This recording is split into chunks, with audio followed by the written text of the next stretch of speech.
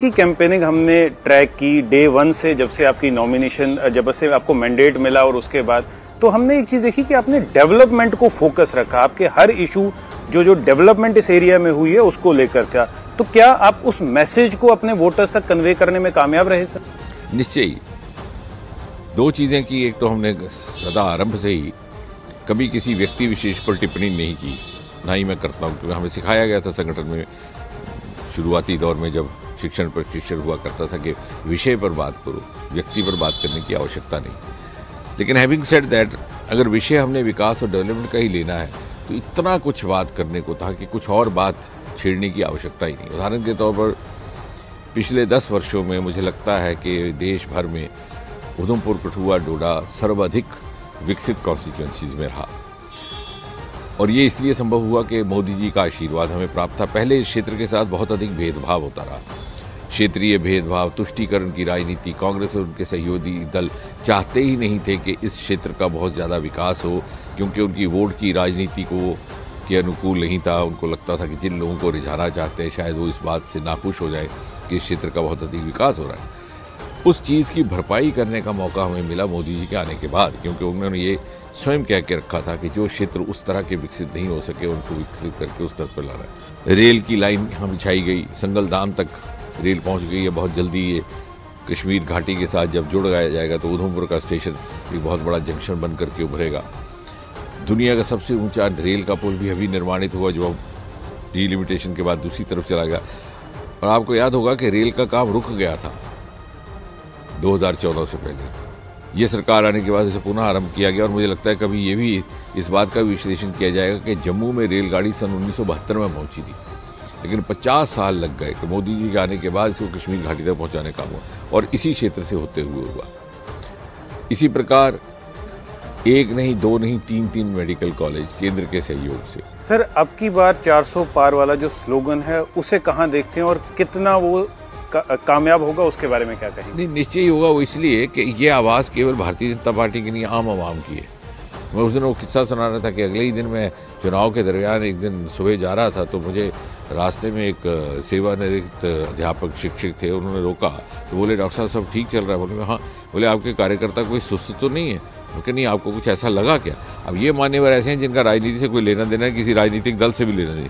तो मैंने कहा आपको ऐसा क्यों लगा? बोले नहीं, मोदी जी को 400 पार करवाना है ना, तो आप ही उनकी टोली हैं। यानी जो व्यक्ति पार्टी के भीतर नहीं है उनको ज़्यादा चिंता है कि भाई अपनी पार्टी को और अधिक सक्रिय करो। तो इस बार ये जन जन की आवाज़ है। सर, एक आखिरी सवाल पूछूंगा, हो सकता है कई लोगों को ये सवाल अच्छा ना लगे। पिछले 10 साल से आप मोदी जी के साथ हैं, मोदी जी का वर्किंग स्केड्यूल क्या है? क्योंकि ये कहा जाता है कि मोदी जी रेस्ट नहीं करते, और कई लोगों को ये सवाल जो है अच्छा नहीं लगेगा। लेकिन सर, क्योंकि आप सबसे ज़्यादा क्लोज हैं, आप पीएमओ में ही मंत्री हैं, तो मोदी जी के शेड्यूल के बारे में कुछ बता देंगे कि उनकी दिनचर्या कैसे शुरू होती है? मैं तो ये कहूँगा कि उनकी दिनचर्या का अगर 50% भी अनुसरण कर लें तो बहुत बड़ी बात है।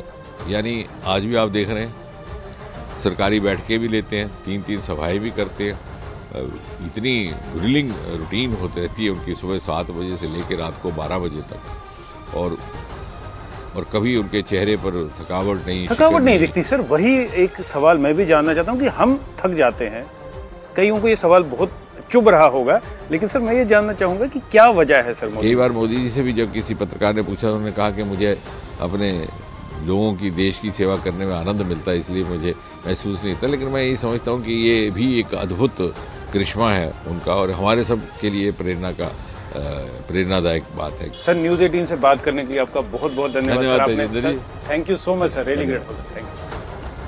उधर बीजेपी नेता अमित मालवीय ने वीडियो ट्वीट करके कोटा से कांग्रेस उम्मीदवार पर बड़ा आरोप लगाया। अमित मालवीय ने कांग्रेस उम्मीदवार प्रहलाद गुंजन पर योजनाबद्ध तरीके से मोदी के खिलाफ एक वोट करने की अपील करने का आरोप लगाया। अमित मालवीय द्वारा शेयर किए गए वायरल वीडियो में पीएम मोदी के खिलाफ नारे भी लगाए जा रहे हैं।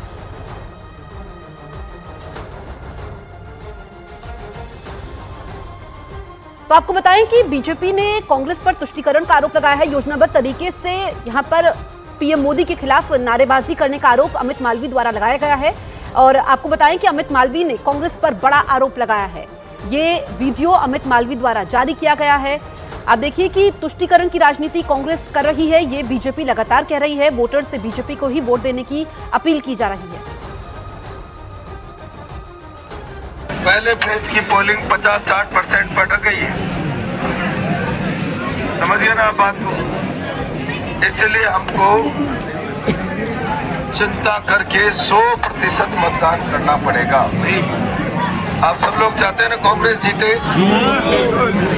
जीतेगी ना? बहुत योजनाबद्ध तरीके से, बहुत जोर से हल्ला गुल्ला किए बगैर नियोजित तरीके से एक एक वोट मतपेटी पर पहुंचे, इसकी चिंता करें।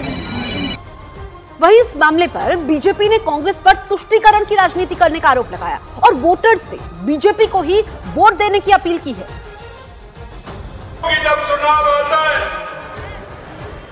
तो बहुत से राजनीतिक दल आपके बीच में आते हैं और वो सिर्फ आपके बीच में आकर के वो जाति और धर्म की बात करते हैं, उन्होंने इस देश को बांटने की बात करते हैं। आपकी जिम्मेदारी नहीं है कि जब ये तीसरी बार आपके सामने वोट मांगने आए हैं तो आप भी खोल के वोट करें, न केवल अपना वोट लेकिन एक एक परिवार का वोट, एक एक घर का वोट अपने वहाँ उनके घर से निकालकर पोलिंग बूथ तक ले जाने का काम करते हैं। वहीं कोटा से बीजेपी उम्मीदवार ओम बिरला ने कांग्रेस पर सनातन धर्म को अपमानित करने का आरोप लगाया। वहीं लोगों से 100% वोटिंग की अपील भी की है।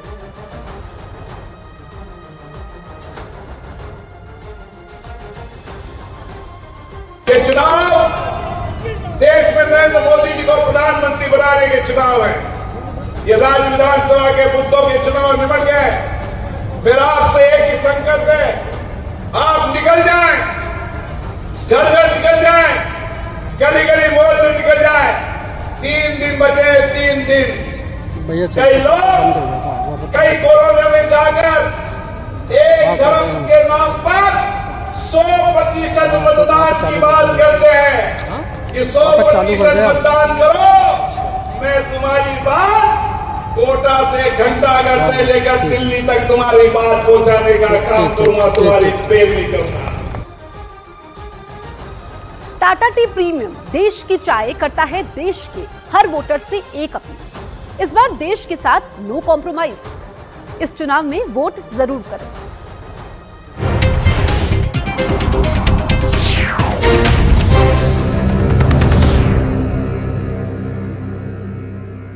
देखिए कितना अच्छा लग रहा है। रद्द की जाएगी। इसके साथ ही उन्हें 2016 से अब तक मिली सैलरी के साथ 12% ब्याज भी लौटाना होगा। इसके लिए उन्हें 4 हफ्ते यानी महीने भर की मोहलत दी जाएगी। ইস্যু করেছিল প্রত্যেকের নিয়োগ নাল এন্ড ভয়েড বলে দিয়েছেন। 4 সপ্তাহের মধ্যে স্যালারিটা রিকভার করতে হবে।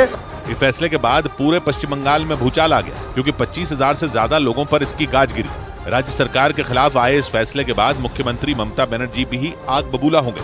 8 বছর তারা চাকরি করেছে, 4 সপ্তাহের মধ্যে সব টাকা ফেরত দিতে হবে।